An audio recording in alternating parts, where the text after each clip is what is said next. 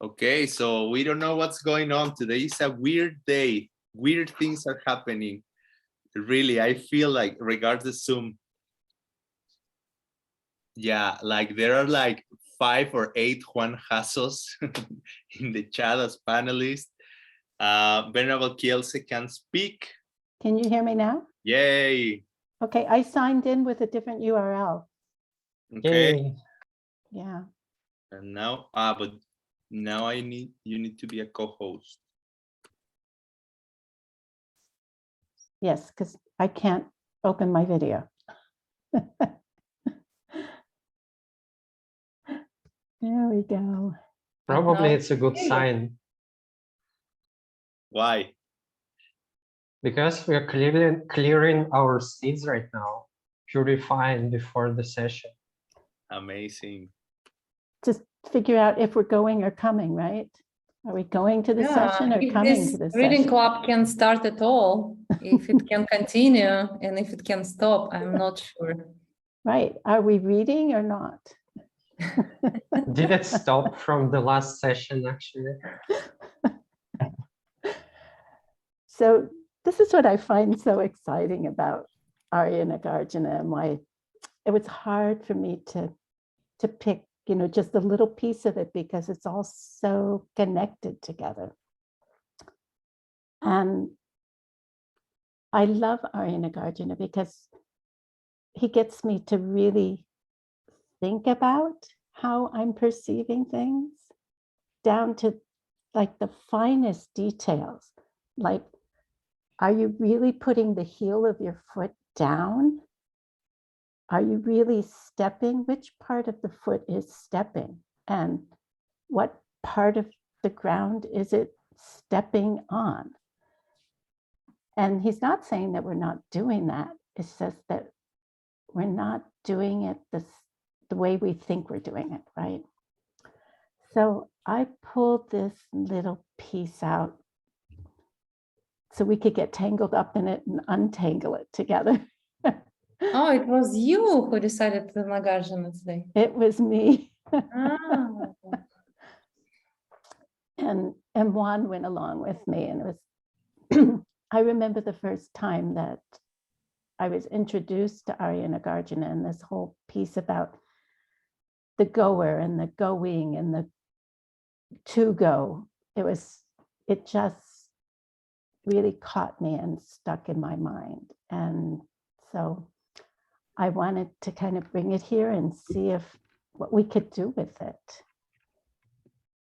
So welcome everybody. Thanks for humoring me.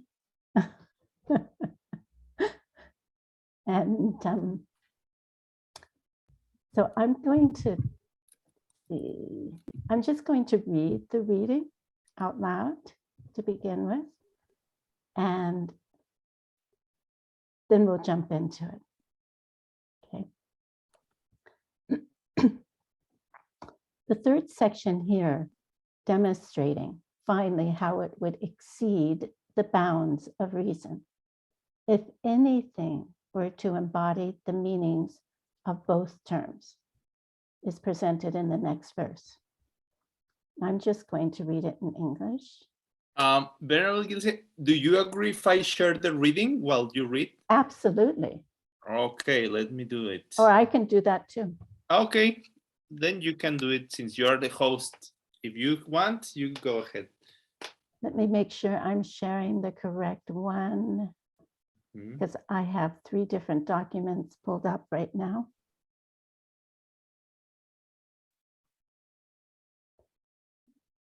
Okay.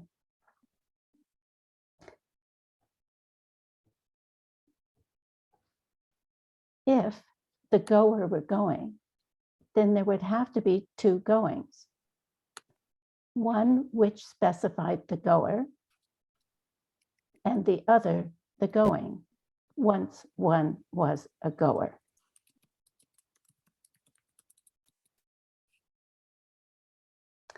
So now suppose if the act of going embodied in and of itself the meaning of both the term goer and going. In that case, then, there would have to be two different acts of going. First, there would be the act of going that applied to the goer and was inherent in them. And then there would be a second going, which was distinct from the goer. The one act of going which allowed us to specify, that is, to express the goer, would be the act of going which was inherent in the goer. And the other act of going is the act of going, which embodied the meaning of the term, which expressed how someone undertook to go. So once they were the goer, this is the one which would exist in a way where it was distinct from the goer. So we have that the goer, who is an idea, right? And then we have the going, which is the action. But we've already demonstrated why these would not be possible. And that was in a previous part of the reading. These lines are expressing the problem that there would have to be two distinct goers, each relying upon one of those two acts of going. Our own position is that there is no contradiction, for we would say that even though there is only a single act which embodies the meaning of both terms, they can both still be there, albeit in a normal manner. Of course, meaning how we normally see things. Going is impossible. This brings us to our third part from above, denying any nature to the person by analyzing proofs for the existence of the act. We proceed in two steps, denying attempted proofs for the existence of the act of going, and show how this denial, in turn, already disproves a definitive act of staying as well. So if we can disprove going, of course, then we can disprove staying. The first of these two will have 4 sections of its own, denying that anyone could, at the outset, undertake to go, denying that there could be a path down which we could go, denying that there could be an alternative to going, and denying that there could be, in the end, a turning back. The first of these two has further parts, denying the undertaking of going itself, and then denying that there could be a part of the path where we do the undertaking of a going. And the first of these expressed in the next verse of wisdom. You cannot undertake to go where you've already gone. Neither can this be done where you've yet to go.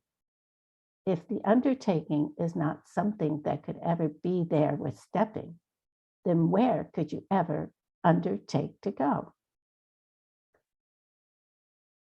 So Kachi, someone may come and express the following thought. When a person decides to stop staying and does something to undertake to go, there is an act of going there which exists in and of itself. Consider all knowable things in the universe. You cannot undertake the act of going somewhere along that part of the path where you have already gone, where this person has discontinued the act of going.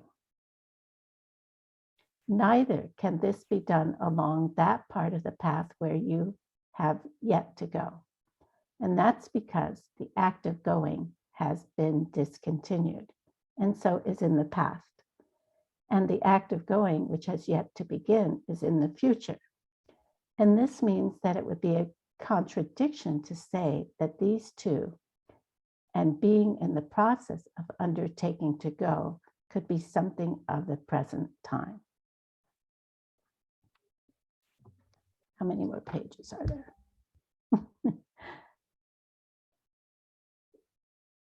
Now, there can exist, nominally speaking, the undertaking to go with stepping, where we are in the process of going. But this undertaking cannot be something which could ever be there in and of itself.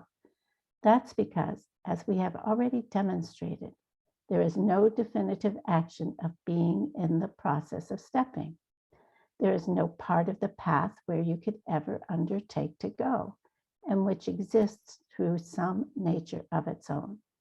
Thus, there is no undertaking to go which can exist through some nature of its own. Is there anywhere on a path to go on? So this brings us to that second point here, a denial that there could be a part of the path where we undertake to go. This is found in the next verse of the root text. There exists no spot for stepping where they are undertaking to go before they have undertaken to go. Neither does there exist a spot where they have already gone. And how could a person undertake to go down a spot that they hadn't gone down yet? At this point, when a person is standing still before they have undertaken to go somewhere, there exists no spot of the path where they are stepping, where they are undertaking to go. Neither does there exist a spot of the path down which they have already gone, for at that point, there is nothing that has already begun and possesses the nature of the path. And it would have to be this way, because if there were an undertaking to go somewhere which existed in and of itself, it would have to exist before we undertook to go. And that's true, because we'd have to say that the path down which we undertake to go would have to be there by its own time. And that in turn is true because if it were not that way, then we'd have to be undertaking to go at all the points of time there are. And then there would never be a time when we were not undertaking to go. And yet we could never agree that this was the case, because we'd have to agree instead that John engages in the act of going once he has discontinued the act of standing still. And how could a person undertake to go down a spot of the path that they hadn't gone down yet? You couldn't undertake the act of going on it. So are you thoroughly confused now?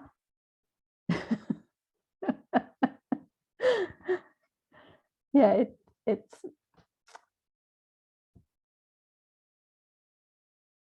so were there any parts or any little piece that any of you, when you were reading this, it caught your mind and got you thinking about what Arya Nagarjuna was saying? That you have any ideas about or any curiosity or whatever? Do these ideas coming or going? Say that again? Do these ideas which are coming to our mind while we are thinking of them, while we are reading Arya Nagarjuna, are they coming or they're going? That's what I'm thinking about. And what do you think about that? I remembered of the astronomer in the other example that Geshe-la was giving us, which simplified for me personally some of the understanding, because like for me it was a little bit hard to imagine how it should look like when, like, the emptiness of the part of your feet standing on the ground. That was a little bit hard. And in my imagination, I just remembered when Geshe-la was talking about astronomer who is looking at the stars. So can we call them an astronomer before they saw a star, or we can call them during they see a star, or we can do it afterwards? So that reminded me of this example to have more clear picture in my mind what is going on there. We also Maybe have, someone else have some ideas. we also have the example of the seed, right? Arya Nagarjuna brings in so many different examples. What about you, Masha? Well, I have to say it's an interesting exercise. Mr. Nagarjuna has an unbelievable, beautiful mind to write such a text, because I don't know about you, but for me, it's pretty hard to understand. Yeah. It's somehow hard to understand even the kind of wrong ideas about, like, I'm trying to understand how do they imagine that there are two goings or two goers.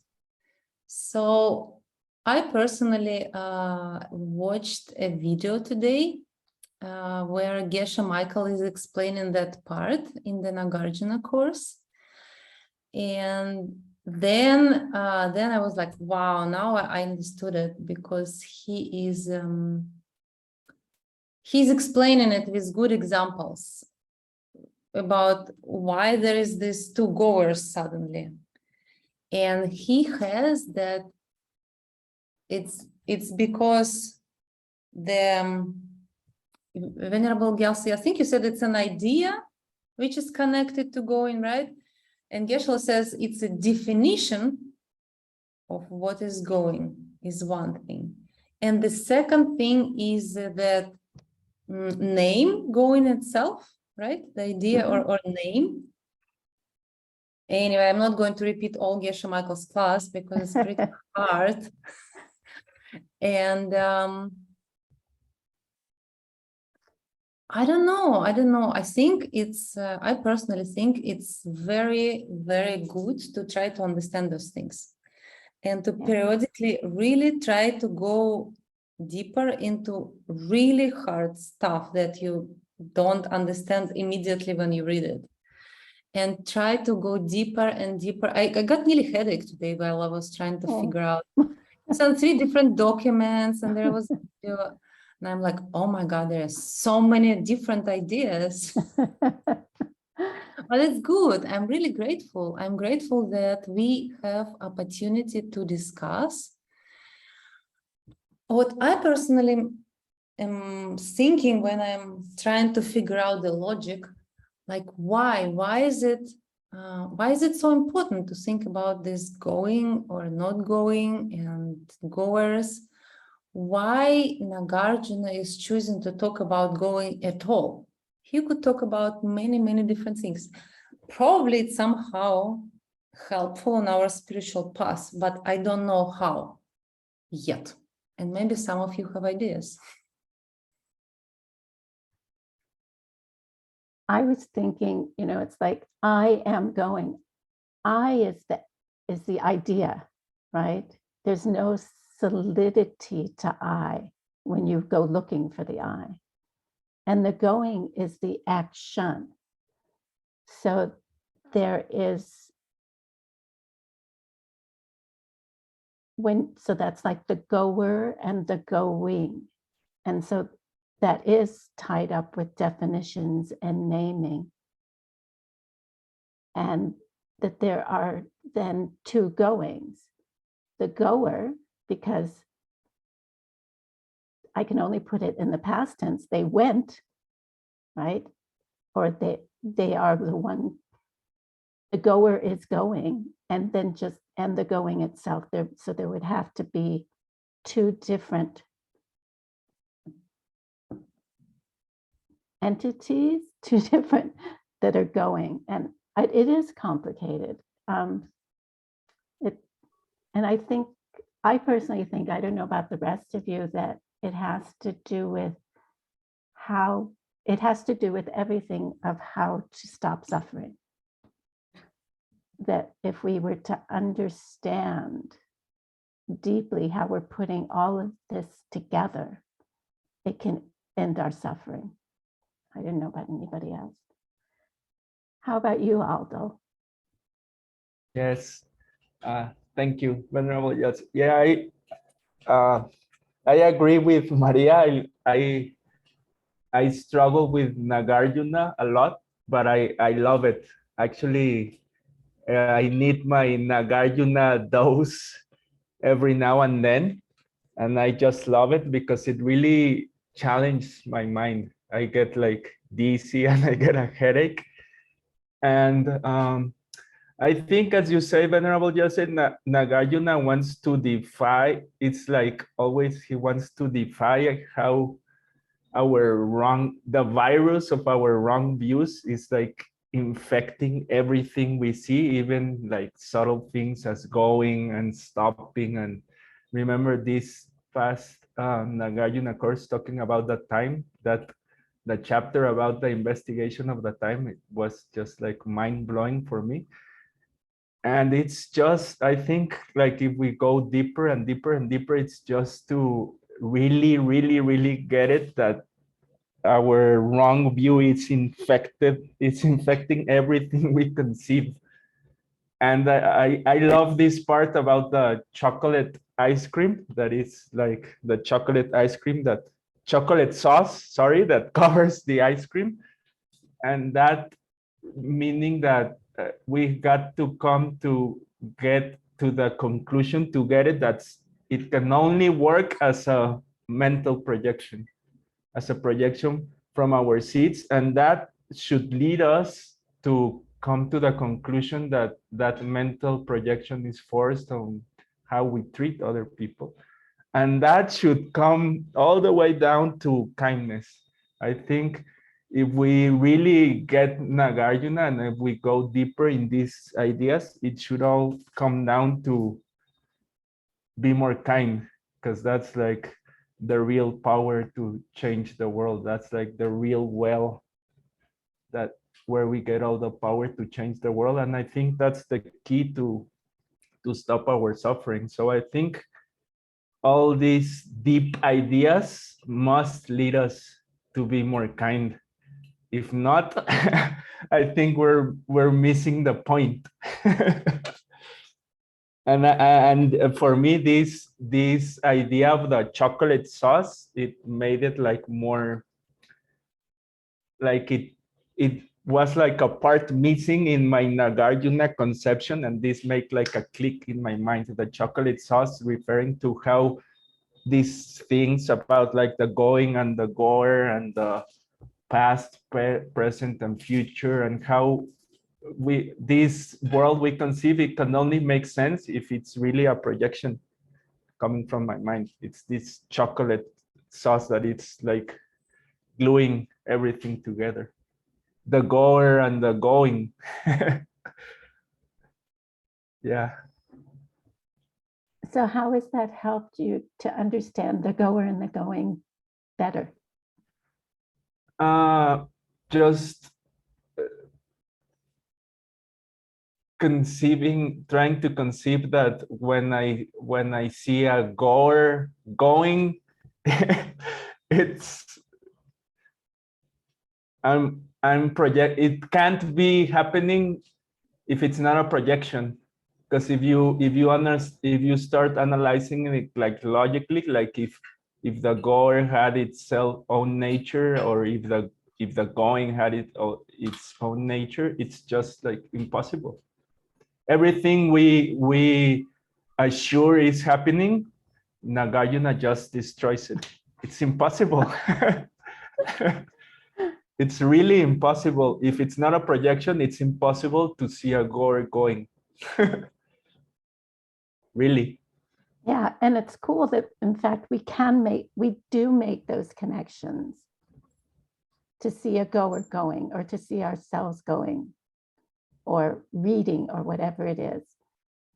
But to then understand it from Nagarjuna's point of view of that's all it is, are your seeds forcing you to make those connections, right? And that everything is like that. And he keeps just bringing us back through all of these chapters, but especially chapter 2 is really hard. It's a really hard chapter. Anna, I know you were a little intimidated by this. It's like, so. Yeah, but in a good way. First of all, thank you for inviting me to this reading club. It's such an honor. And also it's a very big honor to try to discuss about Nagarjuna. I find it very funny because I was in Mexico when Geshe Michael taught the coming and going with the translation with Maria and Aldo, so that's very nice. I loved rewatching it these days.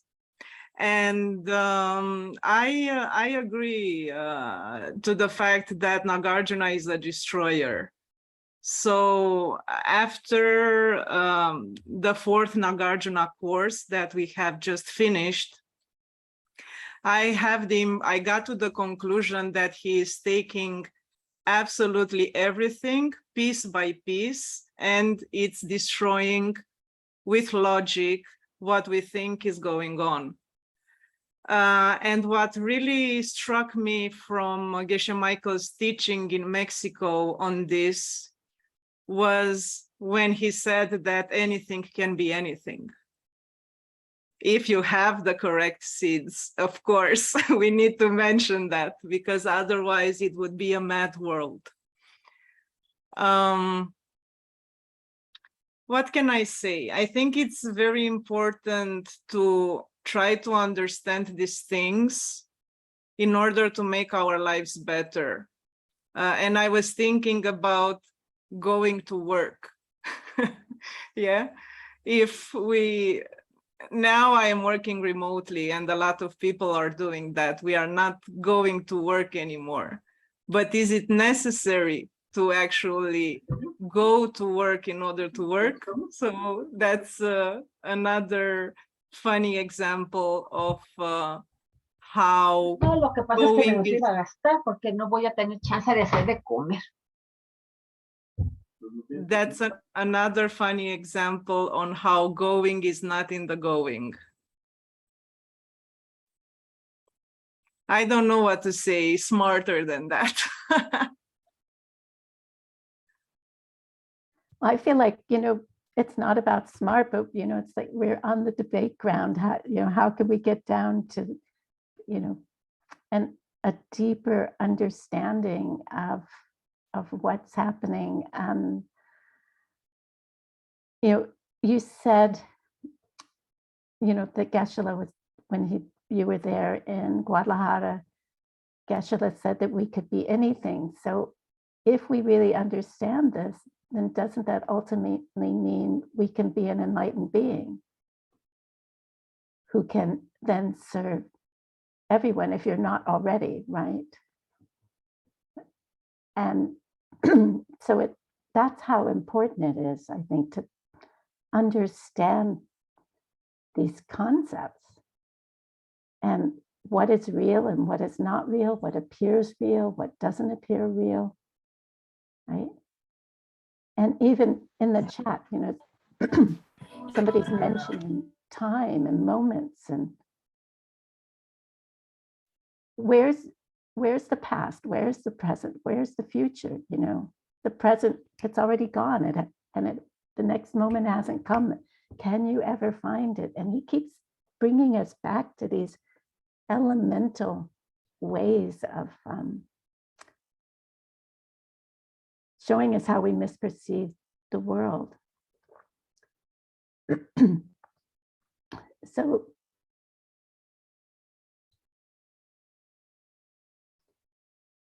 he, in his description about going, there's going and coming, or coming, he says coming.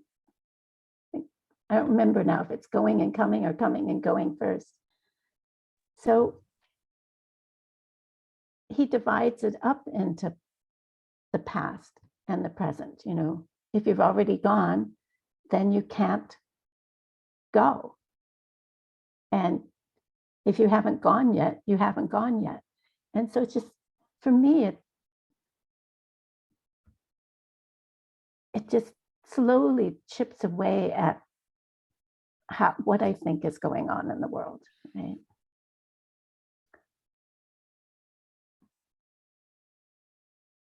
So why do we find this so difficult?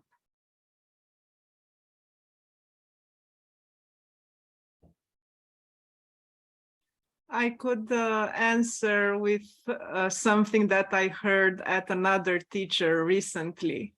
We are so used to the lie, we are so used to the illusion that we are not able anymore to see the truth.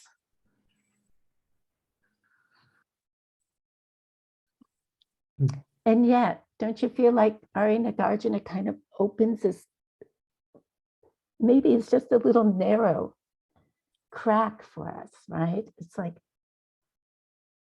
where's the ing in going? Where is it? You know, where is the ing in walking? Where is it? Is it when you put your heel down, or is it when the ball of your foot touches it? Where is the action in it? Can you find a point there? Just like, can we find a present? Can we find a past? Can we find time? Can we find the beginning of a thought and an end of a thought? I have a question, actually. Go for it. Because I was listening today this class that you sent us the recording from Nagarjuna, and Geshe Michael says, well, the main thing to discuss is like past, okay, future, but how about that? Let's take present moment of going. And then he says, let's give a definition of what is going, because there is going, and then let's give a definition. What is this? And it's not Geshe Michael, it's Nagarjuna also, both of them talking, right? Yes. And then they say, well, the definition of going is stepping. Isn't And it Kachi who says that though? Isn't it the other guy who says that? I'm not sure, but that Okay. may be, that, I don't know, not Okay. sure. I think it's, I don't know, it was Geshe Michael, I guess it's Nagarjuna, I'm not sure. So anyway, he's stepping, he's saying that definition of going means you are walking, you are stepping. And he's using the word walking and stepping. Yes. Your feet go and you step. So when I hear that, in my mind, I don't agree with that definition. Because I'm thinking, well, you can step on the same place and not really moving forward and not going.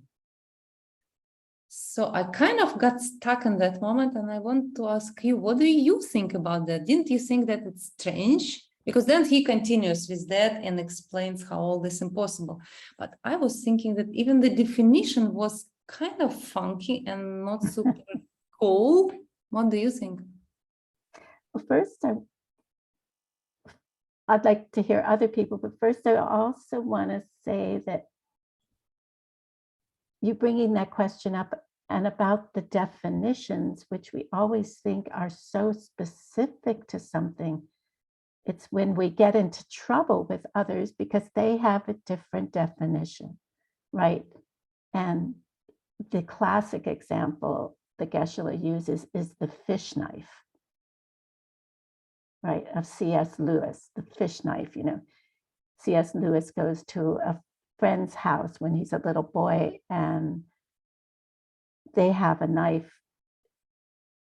that they call a fish knife that doesn't look like the fish knife that, you know, he's grown up with. So again, I think it's a really important, even that little piece is an important piece of it, is definitions. And of course we have to agree on definitions. And why we get into trouble with each other is that we have different definitions, right? Different perceptions, different definitions. Exactly. That's exactly the problem. That's why wars are happening and all possible stuff. Exactly. Exactly. So what could be, I mean, this is the example, and I believe it was Arya Nagarjuna who refuted using that definition, because then he would say, well, then there has to be a walker and a goer, right? There's a walker and there's a goer. And so it was the other guy who said, oh, this is my definition. And Arya Nagarjuna challenges it. So what might be can we even come up with a definition of going? That's exactly my question. Thank you so Yeah. much, Venerable. Yeah. Oh, that's very nice to think about.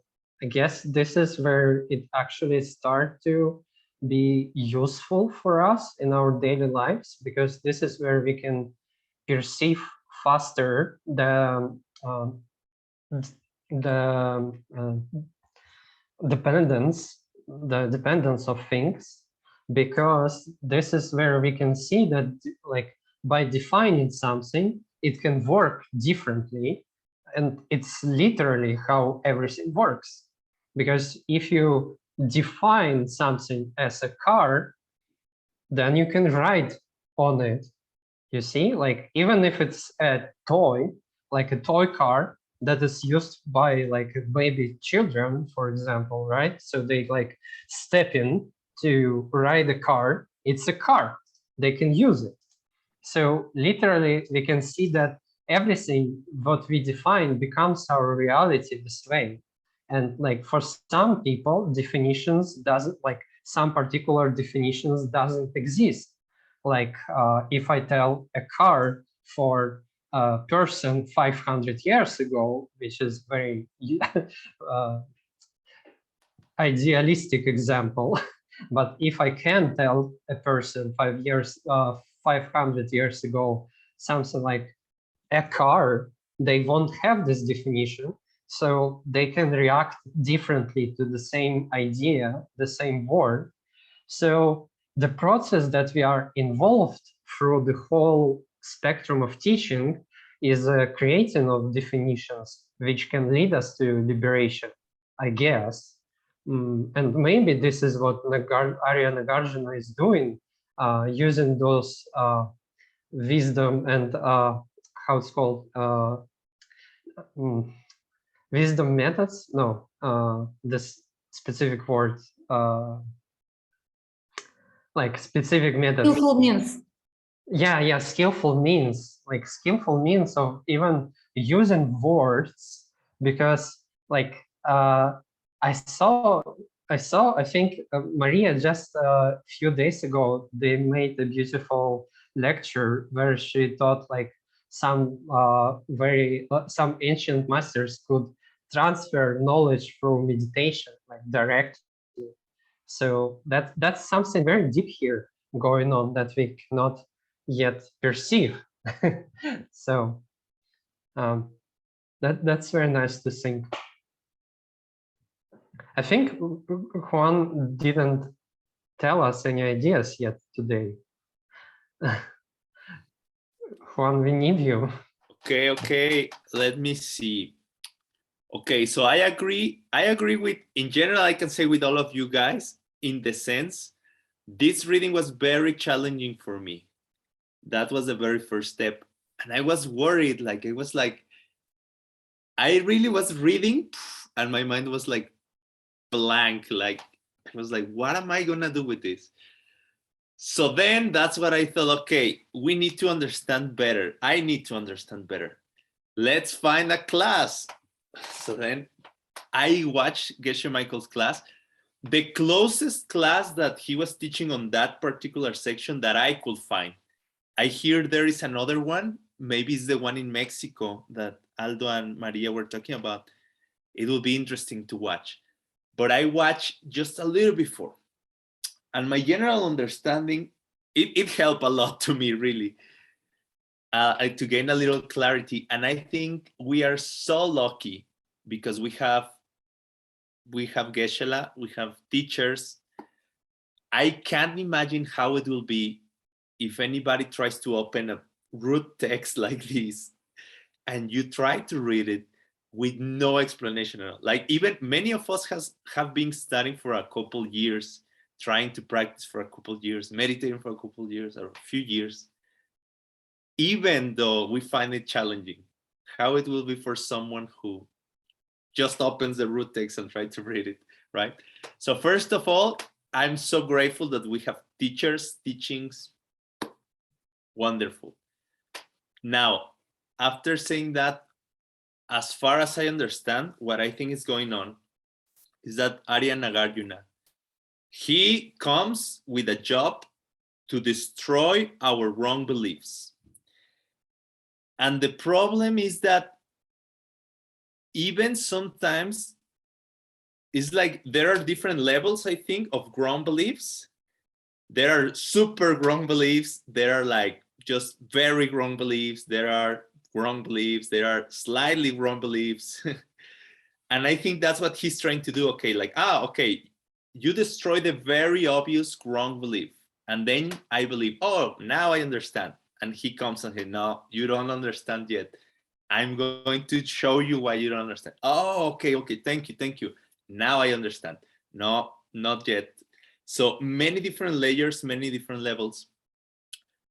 And in this particular chapter of coming and going, I think he's trying to say, okay, let me show you. There are not only one thing wrong about coming and going, but there are many different like angles where I can show you why whatever you believe in coming and going is wrong.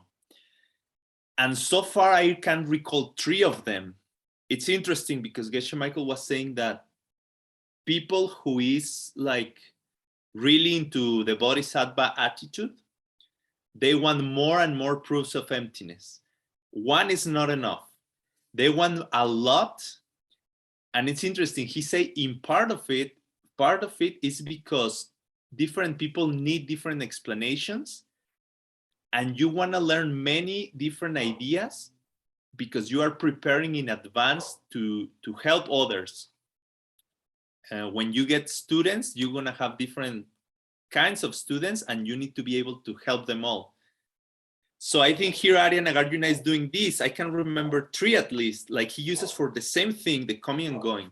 So he tells you, okay, there is something wrong with the name of coming and going. There is something wrong with the definition of coming and going. And there is something wrong with the time-wise with the coming and going.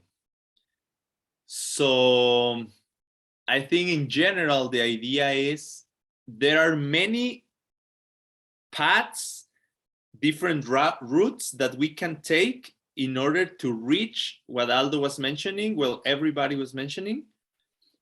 Things cannot be happening as we think they are happening. So, yeah, I think that's it. That's like, as far as I understand, that's the general strategy of this this specific book in a way. And then in the different chapters, we are in chapter 2, but in the different chapters, we take different objects. In this case, happens to be the coming and going. Very interesting.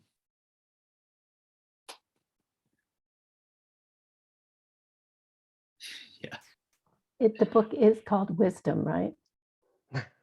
Not deceptive reality, not wrong view. And just to throw a little thing out, it just takes me back to the Madhyamika Prasangika definition of how things exist. They're merely named and labeled, right? They're merely named and labeled. And that's, again, something that Arya Nagarjuna plays with here is stepping, you're naming something. And as Nikita said, we're constantly naming things. Even before we say the word, we're already labeling and naming something. And that's how we create our story. That's how we create our world. And the exciting thing for me about that is once we get that is that then we can change it. Right? Once we get that, we can, like, I can label you guys as enlightened beings trying to help me to understand this. And it changes my world for me, right? I'm with a bunch of enlightened beings who are trying to get me to understand what going and coming and walking and time and all these things. So this is, I think, why I really get excited about Arya Nagarjuna. Venerable Gyaltsen, but how we can ever agree on any definition of anything if each one of us actually has their own things? Chocolate sauce, each one has their own chocolate sauce all the time. Can we actually ever have definitions that like common or everyone agrees on, or like in Wikipedia definition of something? How we can communicate to each other? How we can understand each other at all? Well, I believe that I'm hearing you. I don't know if I'm understanding you or not, of course. But I think that there's a certain level of things that we do, agree upon, even if they have a slightly different color to them.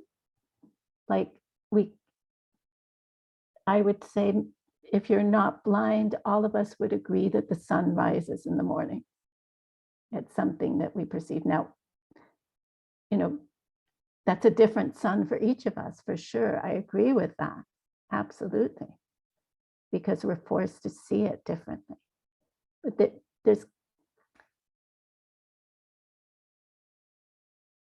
so that makes me then think about, well, if this were Arya Nagarjuna,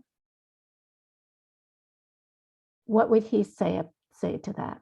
What would he say to that? Are we all seeing a sun rising? And again, is there a rising? Is there a riser? Has it risen? Again, I think what he's pointing to is that we're making these connections, and even in logic and debate, we do, in fact, need to start from an agreed upon definition as close as we can get to whatever that means, right? And then be able to move from there. But ultimately, do we have a shared definition? Do we have a shared world? Are we in bubbles that just touch, or do they interlace, right? It's a really good question.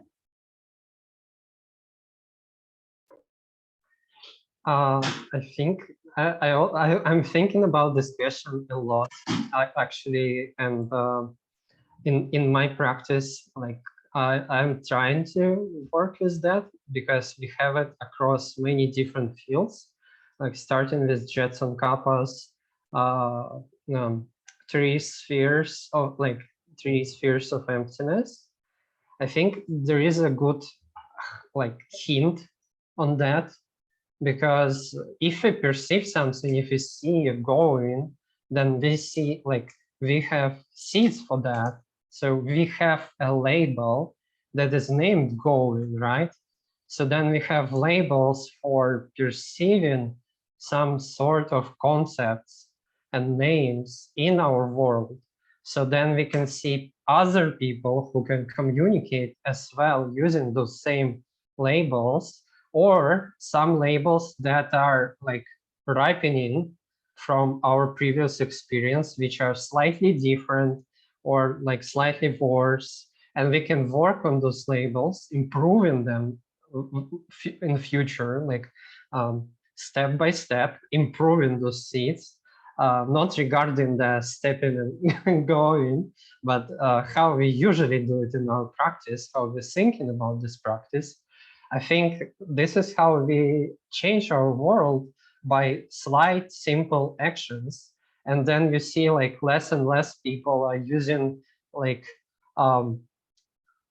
wrong definitions. They're starting to use more beautiful definitions of things. And this is how world around you start to change for better. That's my perception, at least. This is we ourselves who see those perceptions. And as you said, like if you imagine that those people surround us are beautiful angels who help us to bring us to like higher world, Buddha's world, like maybe they are doing it, but we perceive them as people, and we see labels which are coming to us in the way that they are formed in our mind. And like this way we are going forward by experiencing them and trying to improve them. But that's unfortunately not Nagarjuna's topic. He would say we are not ever planting seeds, I guess. What do you mean? We are never plant seeds? That's interesting expression. How do you plant seed? Are you planting it right now? Did you plant it before? When can you say that you are a planter? Can you say that you're a planter when the seed is planted, or while you're planting the seed? Or maybe when you are going to plant the seed? Like, what are three of those can be perceived from me to you as a planter? So that's a good question. Oh, then if that's like that, then if there is no planting, then it doesn't matter what I do. I won't say so. If things work, they can make a result. And this is the main important thing. Like, we need to keep a middle way. We need to keep dependent origination and not just emptiness. What are you talking about? Dependent origination? You just told me I cannot plant mental seeds. Then it doesn't matter what I do. Of course you can't, because you are perceiving yourself then I just planting seeds. rob a bank here, Raiffeisen Bank, I have close by. Yeah, and then you will perceive yourself suffering.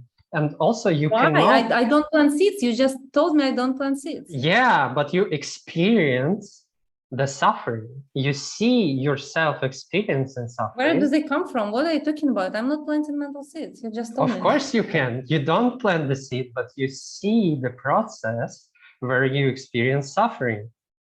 How is that it possible works? That I don't plant mental seeds, but I experience suffering? I don't see any connection. I guess what Nikita is saying is that you don't plant seeds in the way you think you plant seeds. Yes. Ah. You don't plant seeds without the chocolate sauce. Like even the process of karma has to be imbued with something in order to work. It's interesting, very interesting. It's like the same as going. We do go. Yes, we go. We have to admit. I mean, I came to this class. I'm going to say something, but maybe not in the way I thought. That is very interesting.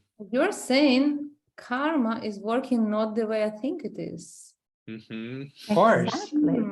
How is that working? What are the seeds for having karma at all and laws of karma? That's a very good question. Only an omniscient being. That's a very good question.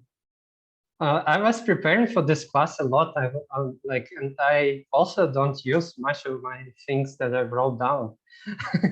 So I experience this right now. So yeah, I mean, Nikita, you were pointing to the emptiness of seeds, right? And we have, it's so easy to hold on to that idea that they're also self-existent. I think, like, for me personally, I got like a little bit of understanding of that when I heard about science point of view, which is not different from what we are currently studying. That might be a little bit like shocking, but the thing is that in like 2022 science and quantum physics, scientists calculated the quantum physics equations according to the whole universe. Like, if we perceive the universe as it is, like stars moving, galaxies, and so on, like everything, like they're trying to make a complete exposure of how the world works. So they studied and realized that if you just put everything in this equation, then the whole universe is just static. There is no time, and space doesn't change unless you put an observer. So I think this is very much related to how we perceive things. When we perceive them like self-existently, we think they are changing, and we think they are doing stuff, and we think that we can right now do the thing. Like if I tell you right now to like move your hands up, and you're thinking that you're really moving your hands up, that's also not true, because what you perceive as moving in your own brain from physical point of view, not from karma, not from Buddhist point of view, but from physics point of view, you perceive, well, when you perceive something with your eyes, this is a 15 seconds of past things smoothed on 15 seconds of action. So you perceive hand moving, but this is perception of last 15 seconds. So there is a lot to really think about planting, karma, and things like that. I really enjoy that. And thank you for this opportunity to be in your campaign and being able to do so. And in a way, I think that's the goal of, well, Geshe Michael asking one of the homework questions, what's the goal of studying wisdom? And he says, the goal of studying wisdom is you become the next Arya. That's the goal. And in a general sense, I will say, I have heard also that the goal is somehow to, I will say, excuse me, we realize there is something, how do you say, something fishy. Something smells weird. And just, I think that's in a way, the purpose of trying to chop down this tree of misconception. Like you hit it here, you hit it here, you hit it here, and then you tear it down. Like you realize reality cannot be happening as we think is happening. So even that, the science proof, I think Geshe has mentioned that too, that we are always living a little bit in the past. Very interesting. And I would also like to add, Juan, that all this deep understanding of emptiness, I think I must say one of the goals also, it's just to be more kind. Because if you really understand how reality works and how you're creating your reality, if you are more kind, then reality is going to be more beautiful. So it has to come down to kindness and to really like practice kindness in all the subtle ways. Because if we don't become more kind, then we're missing the whole point.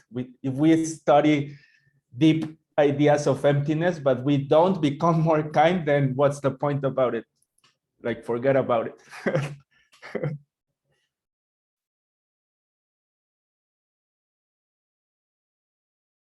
Anna, do you have anything else you'd like to share?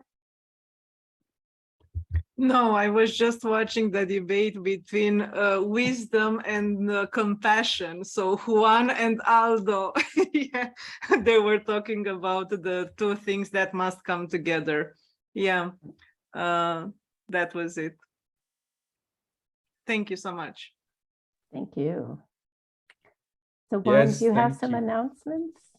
Yes. Because we've yes, come well, to the hour here already. Yeah, thank you very much for coming. That's number one.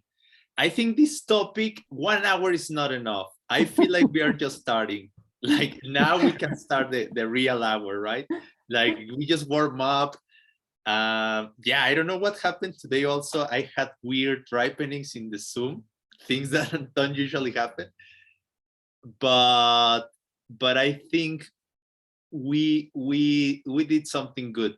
We did something good just by talking to these ideas, by doing the readings. I really encourage everybody that is here as an attendee. if you have time, really try to check the reading, even the class. The class is amazing. You wouldn't believe the difference between me reading the reading and then, okay, let me watch the class. Oh, okay, it's great. And I think that helps us to keep studying, keep our minds fresh, as Aldo was saying, like have our doses of Arya Nagarjuna or whatever subject it is time to time. And then I really agree. Let's try to be both. Okay, let's compromise. Let's say both. But more wise, more compassionate. Yes, the two wings of the angel. So I'm very glad you all came. Thank you for taking the time. I would like to tell you, now we have something new, and I'm just gonna share very quickly the screen so you can see what like the new thing we are doing. Okay, I'll show you. Here it is. Wait. Here it is. We have Mixed Nuts Reading Club in Spotify. Now, if one day you are driving or doing something, you can listen. If you are curious, like, I just want to hear again, what do they say? I just want to check on this. We haven't uploaded all the chapters, but right now we have 6 chapters there. You can see the different topics, the different sessions. Here is the session number. Today we are having the 76. It will be here soon. So yeah, you just look for podcast Mixed Nuts Reading Club, and then you can access that. So I hope you enjoy. And yes, just remember as well, if you want to support the whole Diamond Cutter Classics project that basically involves the translation of this material, this ancient text, ancient wisdom, just help us by donating, or if you want to volunteer or anything, you can talk to Nick, you can talk to me, and we'll find different activities or ways that you can participate to keep this growing. And that's it. If anybody else wants to say anything else, very welcome. So yeah, I do. I want to thank everybody, and Juan and all the all the panelists here for humoring me today and going all the way back to Nagarjuna 1, right? Which was back in 2018, I think. And just to kind of go back to the basics and the roots, and to try and revisit that and get a little deeper understanding of naming and labeling and past and present, and how they exist and how they don't exist ultimately, right? So thank you all for all of your wisdom and your comments and your ideas, and really appreciate it.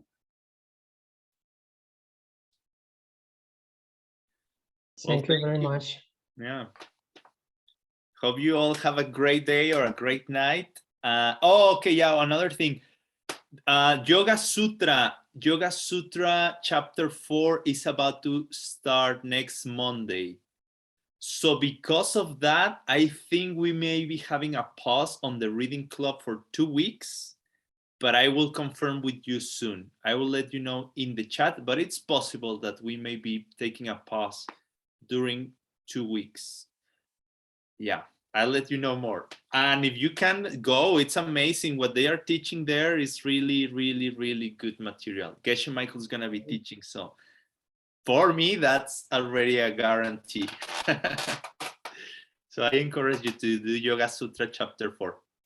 And if you can go, that's important word. If you can go or not, that's the big question of Nagarjuna. Yeah, if you can go. But you can also watch the recordings if you sign up.